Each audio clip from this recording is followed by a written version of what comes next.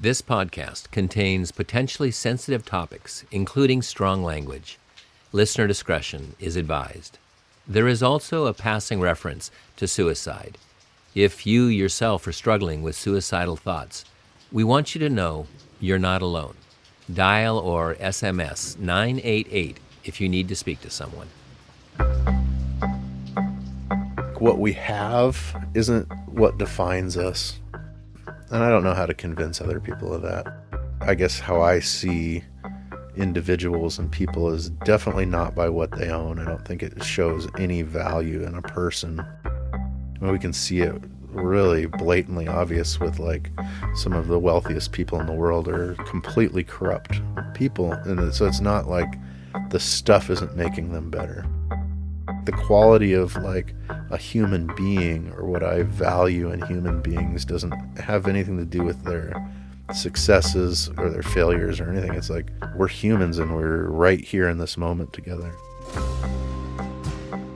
I'm Rex Holbein, and welcome to You Know Me Now, a podcast conversation that strives to amplify the unheard voices in our community, as well as the individuals and organizations that are in service to those in need.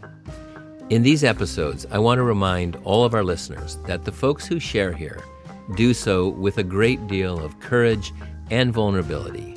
They share a common hope that by giving all of us this window into their world, they're opening an increased level of awareness, understanding, and perhaps most importantly, a connection within our own community.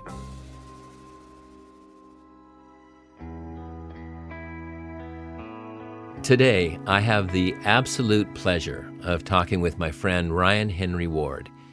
Now, if you live in Seattle and you don't know Ryan, there is a good chance, though, that you do know his artful murals seen all over town.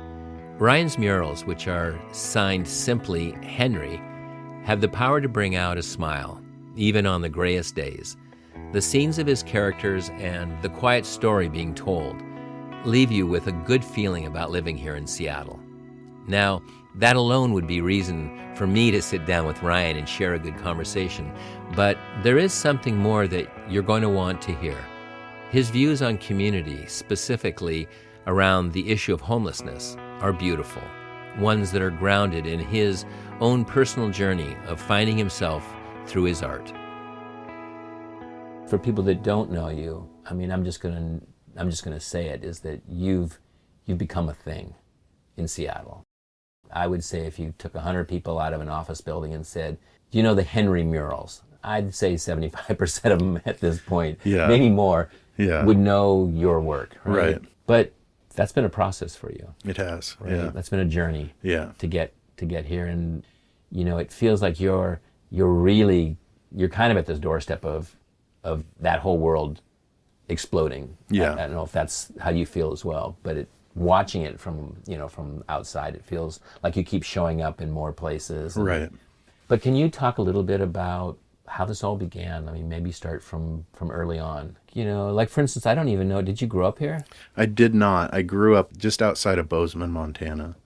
I lived on a farm that was close to the other houses close by were other family members. So my grandparents lived up the road. My aunt and uncle lived within walking distance. The closest neighbors beyond that were probably like a quarter mile away, all gravel roads. Wow. Sounds idyllic, actually. It really had its positives, yeah. My parents were super young, so they had my older brother when they were 18 and 19, and then they had me when they were 19 and 20. And then they had another, my younger brother 5 years later. So they were just out of high school when they had me. When I look back at childhood, it was mostly an enjoyable experience for me. I was more of a contemplative, passive personality type as a child. I guess I was funny and mellow. It was like how my family has explained how I presented as a child.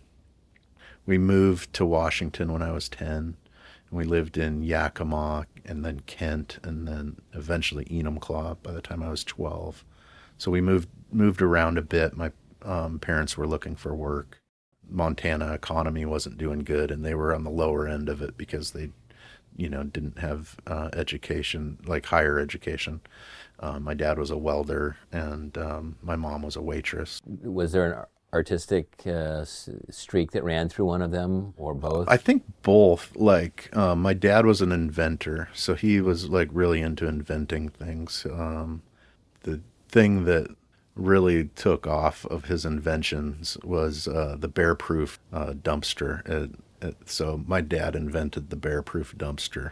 Really? When he was young. He just did it for, I believe, Yellowstone National Park or something, the Park Service, and he never got it patented or anything. He was just he had a weld shop, and they were like, "This is what we need," and he just figured it out and built it, and now it's like everywhere. Wow. Good job, Dad. Yeah. So Don Ward invented the bear-proof. Okay, you heard it here. Yeah. But what you're saying is that inventive is a sister to creativity, right? Yeah, he was very creative. Like, he had invented a wheelchair that could go upstairs and downstairs. And I remember as a child seeing him bringing out these blueprints and showing these different inventions, and he was in his mid-20s or something like that, and trying to figure out how to make it. He always was a big dreamer. Yeah. And then my mom was really artistic, and she knitted a lot, and she was constantly making things. And we didn't have a lot of money, so we didn't have all the toys that everybody had and this and that. So we were kind of left to make our own. Had to be creative to have fun, Yeah. So it was just a different way of being raised, I guess. Yeah, that's beautiful. Necessity kind of. Yep. Boy, if we could be in that world still. Yeah. Ryan was on his artful path very early on in his life. He remembers being inspired by the works of Shel Silverstein, Dr. Seuss, and Maurice Sendak. In addition to these influences, Ryan was also encouraged by his family to be original, to create his own thing. I started developing as an artist, I think, at a pretty young age. I really had a direction as a very young person to create a unique style. My grandfather encouraged me, and my parents encouraged me to push uniqueness with my stuff. They saw that I was a compulsive artist, and there was just art coming out of me constantly. And there was a little guidance there, hey, if you want to make a living at this, you're going to have to think of a way to do it that's different than everybody else. And I noticed through grade school, all the other cartoon artists were really into copying Garfield or The Simpsons or something like that. And I was really trying to break those patterns. So I was creating something, a unique style at a very young age. Have you saved those drawings? Is it? There's a few. There's some stuff that my mom has. Yeah. I think when I was in fifth grade, I won a T-shirt competition in grade school. So that might be one that's more on record. Of kind of a unique cartoon. It's always style. fun, especially as you get older, to look at the through line. Yeah. Right? Like when things whoa, I actually look at it, I was in the 5th grade, and that's even got a hint of what I'm doing today. Yeah. Right? And then I was getting a lot of feedback, up into junior high and high school that was no matter what you do, we can tell it's yours. No matter what you attempt to draw, we can tell that's your style. So that's validating. Yeah, there was a validation of I did have something unique. So you move around. Yeah. You end up in, what was the last place? Enumclaw. Yeah, and then when I get to Enumclaw, I hit a very strong cultural aversion to new people. You were 12. preteen. Yeah. So 6th grade, I moved to Enumclaw, and that was the first place I moved where I got bullied really hard. I kind of gravitated towards some situations that got me into trouble, because those were the only people that would accept me, were people that were into shoplifting or something like that. I started getting into trouble a lot more after we moved there, and had a really hard time with my own family. As a teenager, ended up moving out of my parents' house when I was 16. How do you explain that? Is that just you trying to find your identity, or, the bullying in the wrong crowd pulled you in that direction? I think it's just like a combination of things. Like, I think that I just really had a need to fit in, and I wasn't fitting in, and so I gravitated towards who I fit in with.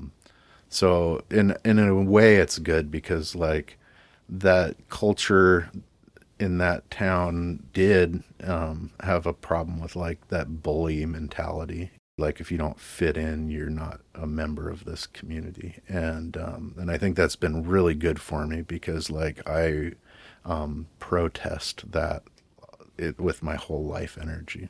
And if I didn't have that experience, I don't know if I would, you know? And I think it's really good to protest that. You can feel the wrong and the hurt in it. Yeah. Like, I really believe in inclusion, and it partially would be because I didn't feel included.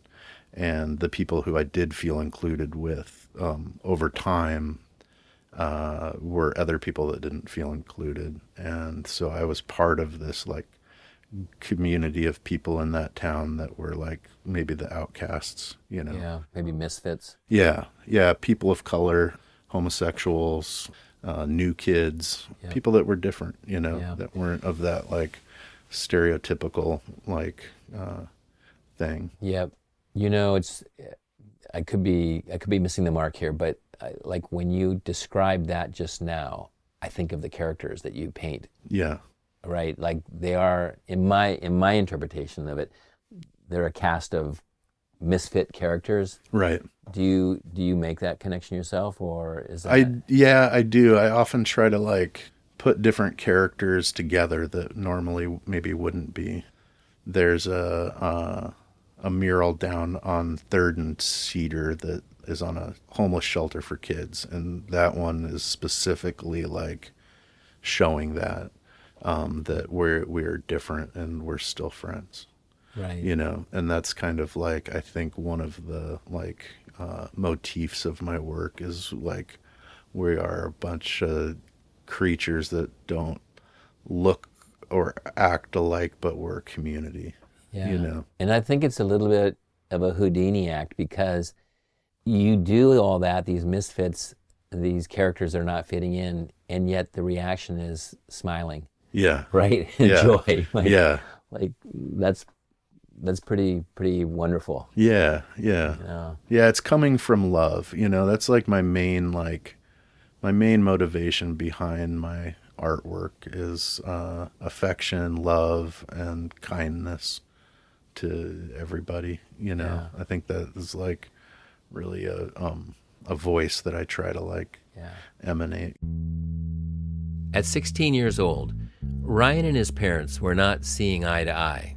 Things came to a head, and he made the decision to move out. Yeah, we just had some difference of opinions of like, at the time it was like who I was dating, and they didn't want me to be dating this person, and they said, you're gonna have to move out if you don't break up with her. And I said, okay, I'm moving out. And I had a job, and I had my own car, and I was like, see you later. Over the next several years, Ryan lived on his own. He worked, experimented with drugs, and managed to stay housed. The one real constant was his need to paint and create art. Were you painting during a good deal of that time? Was that a form of... always painted. Yeah, I've always been making art. That's been like the one consistent thread through all of it, through all of my ups and downs and problems. That's just something that started happening when I was very young, and it's a compulsive output of artwork. And that's just never, the brakes have never been on with that. Even in the wildest, craziest, hardest times of my life, I was still making art. Still reaching for a paintbrush. Still making art, yeah. It just has to come out of me. So. Yeah. When Ryan was 19 years old, he had a major life crisis and returned home to live with his parents. My parents are good people. They really are good people. I've been super blessed with that. So I had my time of like, my middle finger up and I'm out and don't talk to me. I got my own thing going, to like, hit crisis mode. Now I'm living with them, and they're care providing for me. Do you want to share at all about some of those experiences, like what the crisis was, or? I think so. Yeah, like that first crisis when I was 19 was I just took too much acid one night. So I took too much LSD. I took like 17 hits. And I was kind of experiencing at that time some depression, and I was living in Bellingham, and I was drinking a lot, and things weren't working the way I envisioned them to work in my life. And then I just kind of like went off the deep end, and then I ended up in the mental hospital, and then I was still like pretty mentally disabled for a good 6 weeks in the mental hospital and 6 weeks after the mental hospital. So I had to like move back in with my parents, and they had to help me get dressed. They had to make sure I didn't wander out in the street. I was like, You really took a hit. Yeah. I took a big hit. Yeah. And from that point, really kind of like decided that my family was really important to me. And it wasn't like I changed my life completely and all that. I still had a lot of like things I needed to work through, but like that priority has been there since then. Ryan's early years of not fitting in, which included being bullied, was balanced by the open arms of his parents.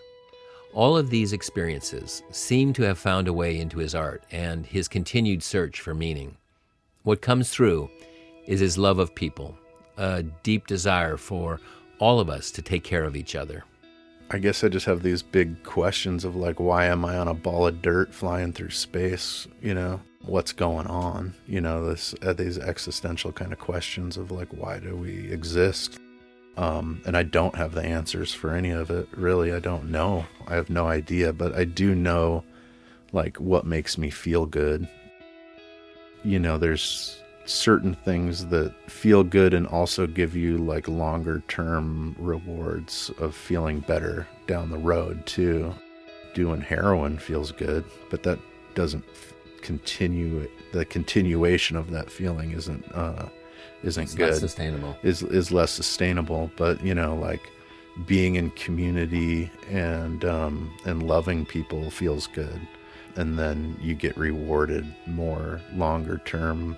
Like, I think we're all here to feel good, you know, like that's kind of our like main motivation in life is to feel good, but there's really healthy ways to feel good. And that it sounds super selfish, and it might be, but like, you know, I think I like genuinely want to love people so I can feel good, so I can continue this like sense of being on this planet that like isn't just a doomsday experience. Yeah, or without meaning.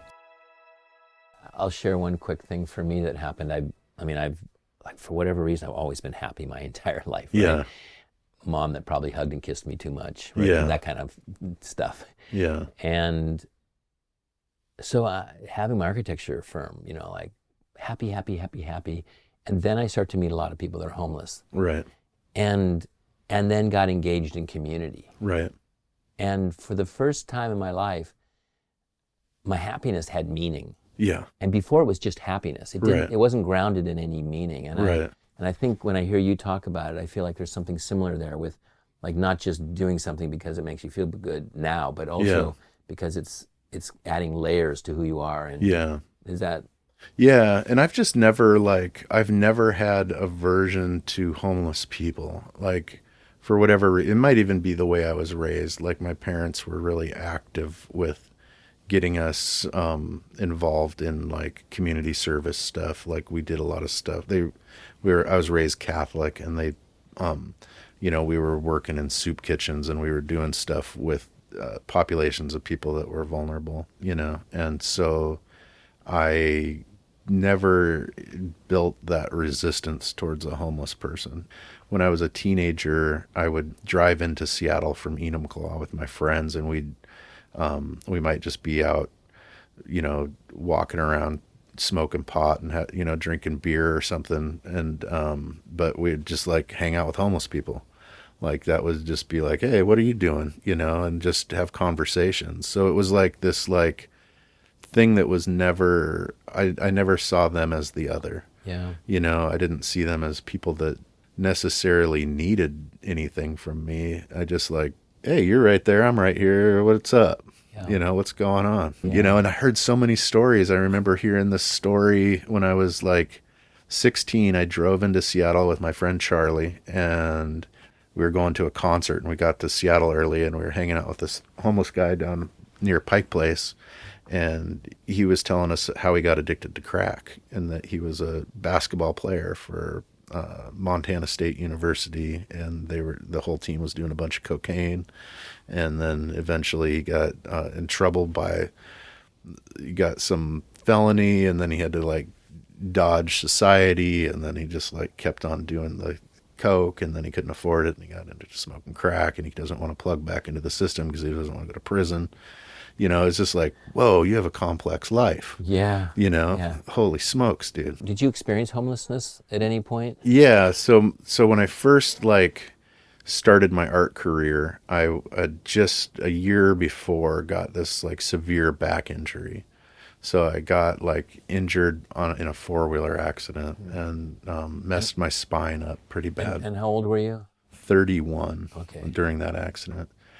I wasn't really able to hold down a job. I was struggling with just managing my pain. I couldn't stand or sit for a very long period of time. You have to be able to stand or sit to be able to have work. I didn't want to go on Social Security disability, and I knew I could with my x-rays and all this stuff. I could definitely have gone down that path and figured it out. But I was 31, and I was like, I want to like really make my way in this world. And so I decided at that point to like push my art career. And so how I did that, and I didn't have any money because I couldn't work. I moved into a truck and camper. I bought a truck for $300, and then a friend gave me a camper, and then I went and parked it down at Gasworks Park, close to Gasworks. And back in 2008, that was just, you could just do that and leave it parked there for a year at a time and not get bothered. Yeah. The issue of homelessness hadn't crested into the neighborhoods yet. Right. So Yeah. people weren't on guard. It wasn't a problem. It wasn't a problem. Yeah. Yeah. So I was living in this truck and camper, started my art career, got my stuff into an art gallery, started painting murals, and my substance abuse level was really high at that point. I was on a tremendous amount of painkillers. I think 60 milligrams of morphine a day from a doctor, and it was called opiate therapy. He's like, we're going to get you up and moving. And so he got me up and moving, and that's how I started painting the murals. I had a severe injury and was painting murals, and he encouraged it. He's like, if you can use your body, and this is like lightweight work, you should do this. And then eventually we're going to get you off of these opiates. Wow, is that radical advice, or like I've never heard that before, right? Like, or is that just mainstream and I've missed it? I think it was mainstream at the time. I mean, we had a serious opiate crisis where they were dishing these things out to everybody, right? Yeah, like popsicles. Yeah, going and out the so door. that was the time, like that 2008 window was that like major crisis mode where, oh, you have an injury? Here's a bunch of opiates, you know? And I wasn't on OxyContin. He thought that morphine was safer because it didn't have all the stuff in it, but it's the same thing. And then I did a year of painting murals. I did 35 murals in the city, and then I cold turkeyed off of the morphine, and then I went into a psychosis, and I ended up in the mental hospital. So I spent 6 weeks in the mental hospital, and then back to my parents' house for a little while, and then I bought another van because my truck and camper had been towed at this point.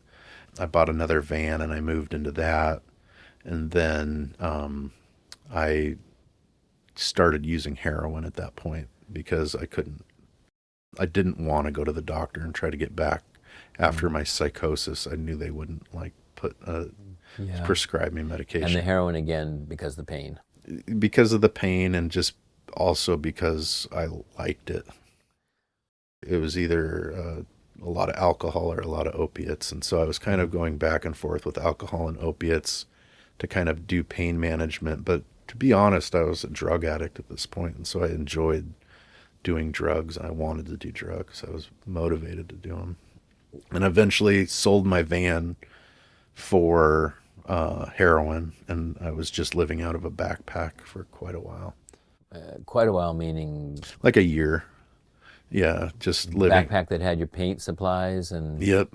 Yeah. and sleeping in doorways or you had a tent or what? No, I didn't use a tent. I mostly was in bushes and doorways and stuff like that. Yeah, I had a friend that was also in a similar situation, and we just kind of rolled around, and we had dogs and backpacks. Somehow in my brain the whole time I had this like romantic ideology of like Henry David Thoreau and Jack Kerouac, and I was a big reader, so I had these like metaphors in my head that were making it work for me. You were rationalizing it. I was rationalizing it, yeah. I was having really bad health problems. I got the shingles. I got all these stress-related kind of problems that would occur, and I was becoming a pretty well-known artist. Like I was on TV and the newspapers, and I was being interviewed for TV stuff when I was completely homeless, and I'd go to Fred Meyer and steal some clothes, spruce up, and then go, like go meet Q13 at one of my mural sites and get filmed or whatever and do an interview, and then, Head back to the bushes. Head back to the bushes. Yeah. And that's crazy, Ryan. Yeah. That's really, and it's a pretty steep downhill that sucks people into a hole. Right. And a good deal of number of people don't pull themselves back out of that hole. How did you just, I know you've already talked a little about this drive to want to express yourself and produce. Yeah. Do you think, well, how is it that you were able to go through all of that still, I mean, you're selling your van for heroin. Yeah. But you're still able to kind of continue working. Hold it together. Yeah. I mean, my second year I had 70 murals. My third year I had over 100, and no one in Seattle had done, I don't know, more than 20 murals or something. And I had like 100. And so I was getting all this press attention. I'd done something that no one had done, and I was a compulsive artist, and I found a medium that really like people were digging. And so I just kind of continued on with it, and it wasn't like, it never was the thing that was the problem, like my life was a mess, but I could still, that's what you could do, show up and get some mural work done. Yeah. And I don't know, maybe being homeless and living that close to the earth in a way like helped that. I wasn't like, all I had to do was score drugs and paint murals. Like I wasn't like, I didn't have any other things in my life. I didn't have a relationship. I didn't have a significant other. I didn't have kids. I didn't have anything but this drive. And I just had to keep myself doctored up. Yeah. So I had these two things I was doing, which was like making sure I didn't get dope sick, and continuing this like obsession to paint murals. And there was like a door opened up for me that allowed me to do this work. And I was smart enough to know not to turn that down. It was like my saving grace, really. Yeah. Now, one thing that I've come to know is that homelessness is a full-time job. It is, yeah. Getting food, getting around town to the services, getting to a place where you can shower, do laundry. I mean, it's not like you were just doing drugs and painting. Like that's true. You did have other human needs. And it is a lot of work. It is a lot of work to be homeless. Like, figuring out your resources. And I was really fortunate to have a friend that was really into dumpster diving, and he showed me the best dumpsters in town. And I really ate out of those a lot. Like there was like a good bread dumpster. There was a naked juice dumpster. There was I had access to these like the best spots. I didn't have to hunt for them, because a good friend of mine he had the map. The Essential Bakery had the best bread dumpster in the history of bread dumpsters. The naked juice dumpster down in Sodo. There was a certain time of the week. It was like a Tuesday at 5 or something. A cold truck would come in and fill the dumpster up, and all the stuff was still iced and cold. And if you showed up then, you could just get a ton of it. Yeah. And so I was even supplying people that had homes with like resources. I was bringing bread and juices and all this stuff over to people with homes, and then they were letting me shower and hang out because I was bringing provisions, you know. Yeah. So when did that obviously come to a stop, right? Because you're not dumpster diving anymore. Yeah. Right. How did that happen? The real stop came from a friend that I was in high school with. I just got the shingles. I was actually in a hotel for a week. I don't know how I got the money to get a hotel for a week. And when I was in that hotel, a friend of mine from high school hit me up and said, "Hey, I'm renting this house in West Seattle, and I was wondering if you want to move in with me. It's only going to cost you $250 a month. I'm never going to be there. It's this huge farmhouse, and every 6 weeks I want to throw an art party, and I want to have you as the main featured artist in the house." And so I lived in this house, and and we did it. Like we threw this big art party every 6 weeks. Every room in this big 6-bedroom house had a different artist in it. And we had music and all this stuff. And I made enough money to just continue to live there. And then I think 2012 is when I kind of went, I had another psychosis. My family had really like stepped in at that point and kind of drew the line with me, you know, and just said, if you want to be a member of this family, you got to get your shit together. And they were willing to remortgage their house to put me into like a 6-month drug facility. And then I was like, well, let's not do that. I don't want you guys to go broke. How about I live with, you know, down here away from my social group, and I go to AA every day for a year. And so we kind of made this agreement because I kind of understood what a drug treatment was, and it's like 12 steps or whatever, and that stuff. And so I was like, let's do the same thing for free. That's what changed my life, you know. I was so tired. I was so exhausted. And I was so ready for I was ready to be done with that. Like all these like little things in my head that wanted me to keep doing it were gone. None of it made sense. And I could visualize for the first time in my life, I could visualize the rest of my life without that stuff. I was actually with my dad. He was golfing and I was driving his golf cart. And I was just sitting in this, looking out at this beautiful golf course in Enumclaw. I just had this moment where I realized that I don't have to do any of that stuff that's ruining my life anymore. I'm done. I don't need to make any of my friends happy. I don't have to prove anything to anybody. This is my life. From that moment, I changed it. And I still lived in a van after that for a little while. I rented a art studio, and I lived in a van outside of it for a while, but it was in a secured fenced area. So it still took me a while until I really decided to do the housing thing. And I honestly haven't been doing the housing thing for that long. It's been a little while, 7 years now or something like that I've really I want to live in an apartment or something. I want a toilet and I want a shower. I want the coffee maker on the counter. Yeah. Yeah, I got an air fryer now. I'm big time. Warming up chicken nuggets like a boss. When you walked away from all of the drugs, did your art get redefined in any way? It did. That was the hardest part, was when I first got sober. It took a good 6 months until I was still painting. I was still making art, but it just didn't have the life that it normally did. And it was kind of flat and boring, and not very well articulated. I didn't have the energy. I was exhausted. Just went through 6 months of I needed to sleep, and I needed to, and it was rough. But after that, adjustment, and after I kind of got through that 6-month period of not getting the dopamine that I needed, I was super depressed.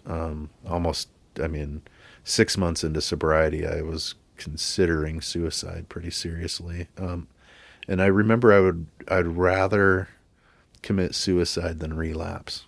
I remember thinking that, I would rather kill myself than start using dope again, because it was so hard. Like that Yeah. life is so hard that it was like, that wasn't the solution, Well, that's you a know? statement right there about how Yeah. much you don't want to be on drugs, Yeah. right? That's Yeah. It's just such a, like, it's so dangerous. Like scoring that stuff is so dangerous and so scary. You're always scared. You kind of don't like, I remember like one of the hardest realizations when I really started using heroin was I didn't care if I died. Like my will to live kind of went away. I remember someone asked me, "What if you overdose?" I'm like, "I don't care. That would be great." You know, this would all be over. You know, it was that kind of like, that's how yeah, intense it is. And you just like, you're not trying to not die, you know, yeah. you're just like, whatever. You know, the crazy thing too about that is, as profound as that is, right? Like, I mean, that's like, wow. If you tell that to somebody that's using, it's like there's nothing you can almost say Yeah. until that person is ready Yeah. to experience what you experience, which is, I'm not doing that stuff anymore. Yeah. I'm done with it. Right? Yeah. Like the thing, like I think you just said that the things that were calling to me before weren't there anymore. Yeah. Right. Yep. And I could visualize myself having an art career without it, you know. And my art career was so tied in with it. Like I was doing a lot of things that included like a very party level scene kind of thing too. So I didn't think I could have an art career without it. Like Yeah. art galleries were tied into going out and drinking together, and then I just remember like having conversations with my parents about that, and you know, I really got vulnerable and opened up just almost for my own survival. I was like, I'm going to kill myself or I got to figure this shit out. So Yeah. I started really opening up, and they're like, none of that's true. I was like, what? Like, why do you think you don't think you're talented enough to like make a living as a sober artist? And I was like, I didn't ever think about it. You know, it didn't occur to me that Created a that is whole even a nother- possibility. And they're Yeah. like, a lot of people make a living as an artist that don't do that. Like, what are you talking about? And I was just like, I don't know what I'm talking about. Like, I thought that that was like a prerequisite to like being involved in the scene and doing all this stuff, and it just wasn't, you know. Yeah. And like once I kind of got past that, like I didn't kill myself. Actually, I got a life coach, and I started doing this life coach thing, and they got me to start thinking about, well, what can you know, let's work on a project together. And I created my first solo show, and so that was like in December of 2012. I created my first concept for a solo show, and I put like 100 paintings together, and I got a venue, and I made this whole, and I did all the advertising for it. And I did this all through like working with a life coach, and pulled it off, and I made a bunch of money. I was able to rent an art studio, just kind of like Wow. realized I did better sober than I had ever done. And then that just kind of juiced it all. And then Yeah. the juice has been on since then.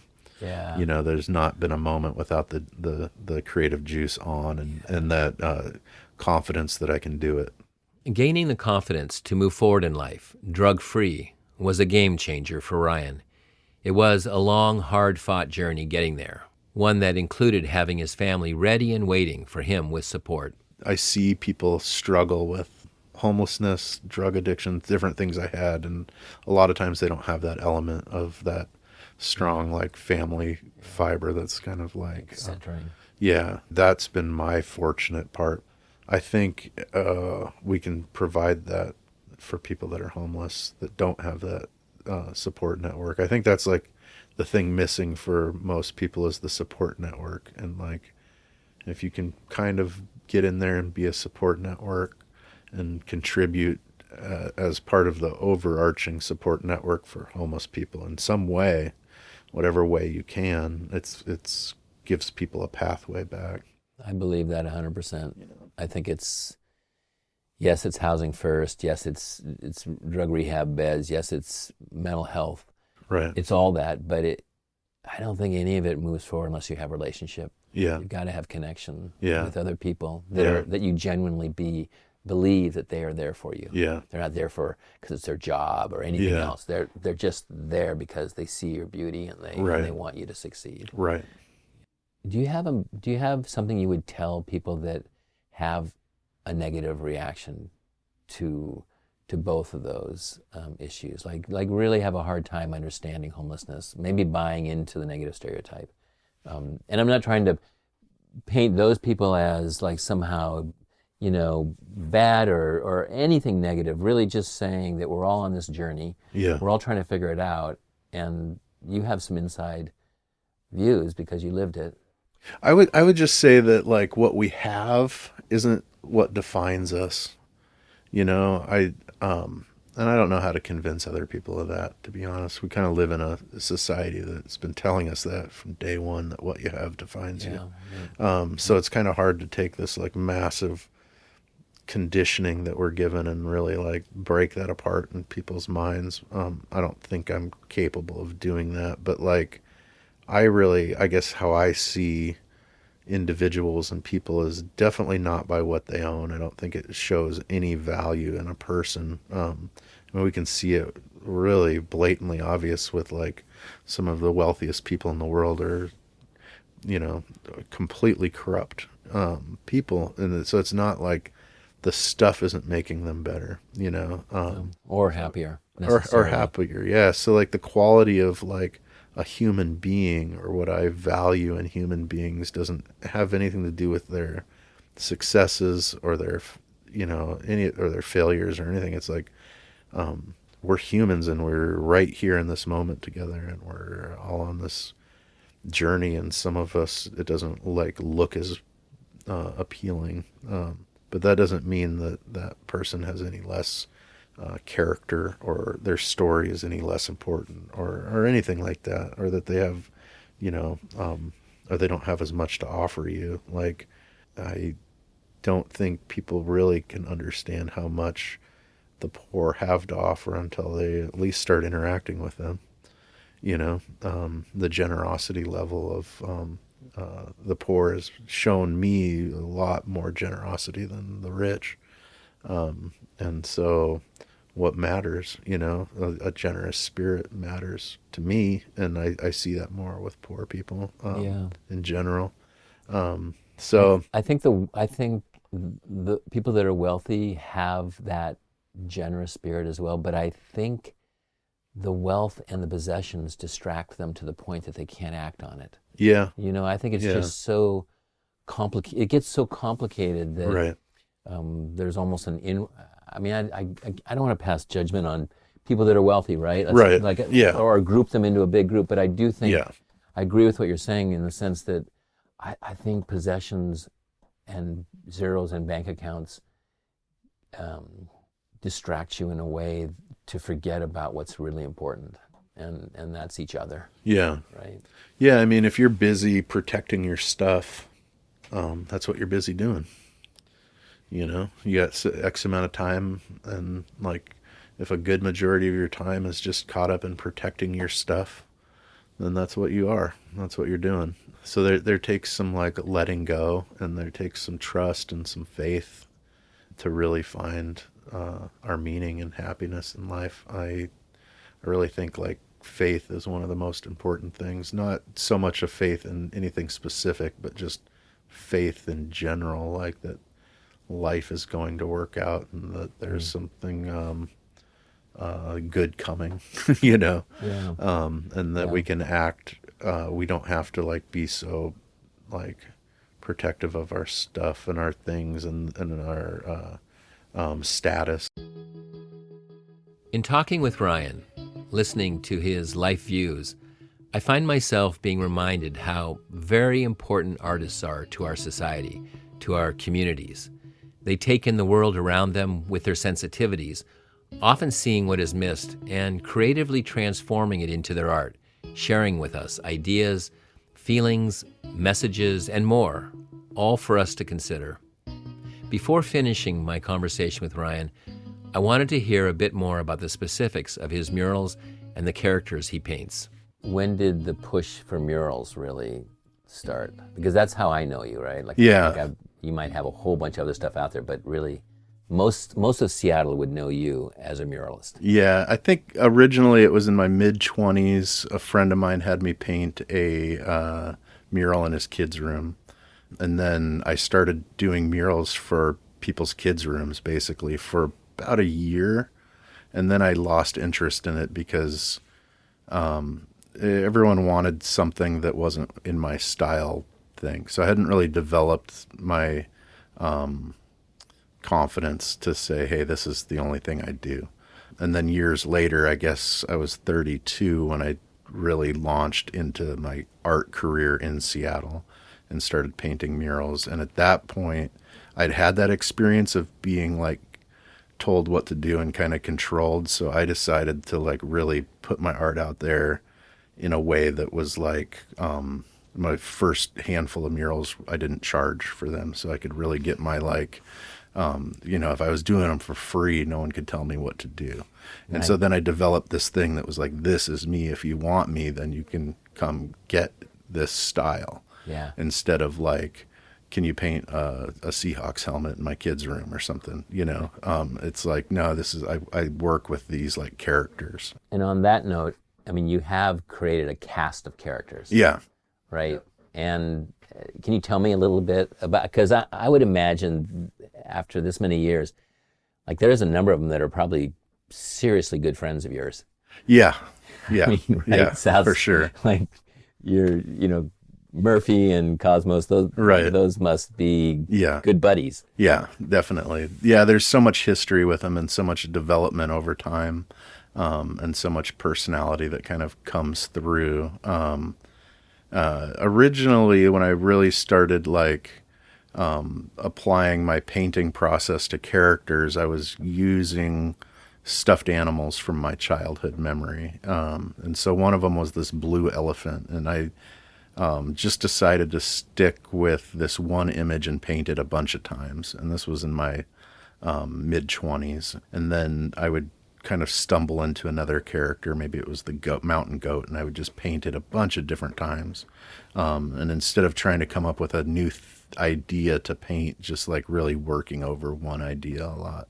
And then they kind of became like these staple characters in my like life. And I just kept adding to those characters and changing how they interact. And Yeah. How many murals do you think there are in Seattle now? I have done, in my career, I've done around 600 murals. I would say half of them have been outside, half of them have been inside, and maybe a little over 100 of them are out of town. So I'd say like 500 total in Seattle, 250 inside, 250 outside would be my like, how it would break down. Yeah. And a good share of those probably are concentrated in Ballard, Fremont. Yeah, the original place I started was Fremont and Ballard. That was really like my home turf where I was living, and where I had my first gallery was in Fremont, and that was just kind of where I set up base and worked out from there. But at this point, I would say they're just kind of everywhere. What do you think people feel when they go past your paintings? Well, I get feedback, so people tell me, and I would say a majority of feedback is positive.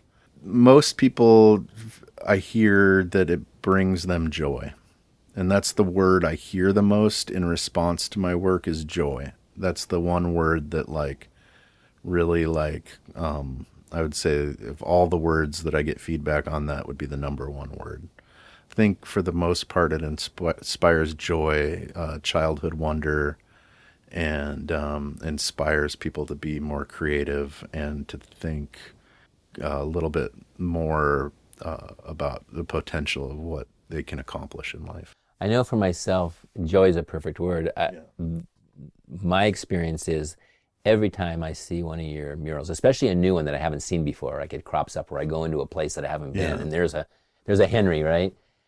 It just makes me smile. Yeah. It just makes me happy. Yeah. I'm like, that's cool. Yeah, it's beautiful. And I like, this is just, just me personally, maybe it's partly because I grew up in this city and I love Seattle, but I love the vibe it gives Seattle. It feels right. It's not trying to be to this or to that. It's just really simply saying, hey, take it easy, man. Yeah. It's gonna be okay. And yeah. And these characters are they're fun. Yeah. Yeah, I try to like bring my sense of humor to my work, you know, and also like complex human emotions to the work. You know, there's I pointed out to somebody, they're like, "Wow, your stuff is so happy." Like, and I was like, "Why do you think that?" None of them have smiles.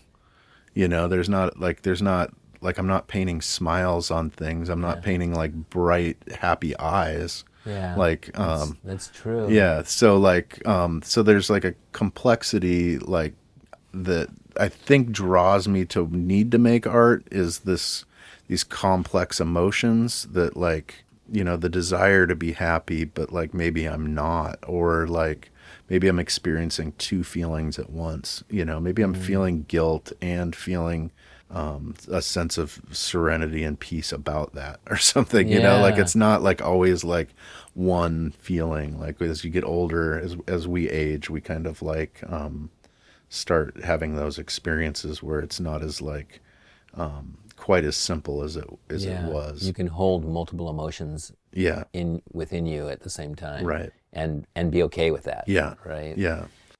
Anything else you want to share that's important to you?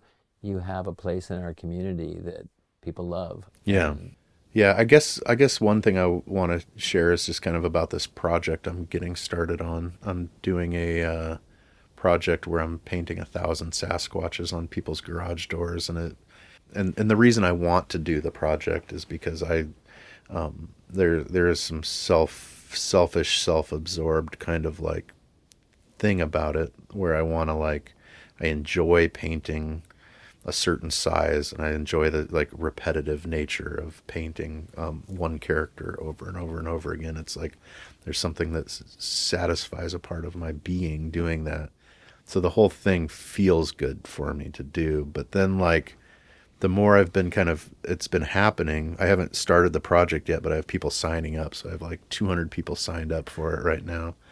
And I'm just starting to see that like this is going to be connecting. This is going to help connect people. And it's like in the same way that like there's a bit of, you know, like let's say during a Seahawks game, everybody's out wearing their Seahawks shirt, where all those people have a feeling of connection. Yeah. We're tribal. Yeah. It's a tribal experience. And like, not everybody's into wearing the Seahawks jersey, but you can still have this kind of tribal experience of getting a Sasquatch painted on your thing. And you like, that is another like just community connector, you know. I love it. And so like I really love it the moment you explained it that way, because I've heard you talk, not heard you talk, but I've heard about this painting the Sasquatch on 1,000 portraits, but the way you just explained it, like, that's beautiful. Yeah, that's really, and I can feel it like, oh, you have a really? You have one? We do too. Yeah, and I've seen that just happen with my murals, and there's so much. I always kind of relate to the raven and the local native mythology, because it's like this kind of self-centered being, this character who's kind of like trying to do selfish things, and then he like bumps into something and stumbles, and then it like this act of creation happens. Light, that all of day is invented and all of night is invented because he like he captures all the darkness and tries flying away and bumps into a tree because he can't see where he's going, you know. And I feel like that character a lot, where I'm trying to do these things that just, they're pretty self-absorbed feeling, and then like you do them, and then all of a sudden the community's having this like experience with it that's like, that wasn't my intention, but I'll go with that, you know. Like, love it. Yeah, I'm bringing joy and happiness to people. I was just trying to like make a living as an artist, or I was just trying to do this thing I thought was funny and fun, like that felt good. And so like I always try to encourage artists to like to own that. I think you have to like own what your selfish motivation is, and then take that and do it. And then just observe the outcome of how that affects people positively, and kind of go with it. Yeah, I think that's part of the creative process, right? Like, can you pivot with it? Yeah. You know, or are you going to just stay right on it regardless? Yeah. Right? And then once you get a platform, what are you going to do with that? Like, I kind of have a platform now. I've, I guess, become more well known, and there's this like D-list celebrity status I have now or something, that's like the equivalent to like a weatherman or something. Like if you're on TV, people know you, and then like, what are you going to do with that? Like, are you going to like I'm known. So like, what am I going to do with that? That's like the question. It's like, that I ask myself. And so I kind of bring it back to my value system, and constantly doing that is, I think, a very healthy approach to living, Yeah, to living and evolving. Yeah.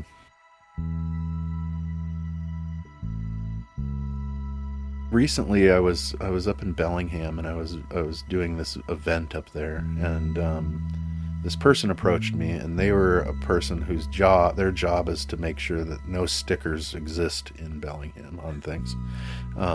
They have this big area where they have to take down anything that's a sticker, and he came up to me. He's like, "I know who you are. I've been taking your stickers down for 20 years or something."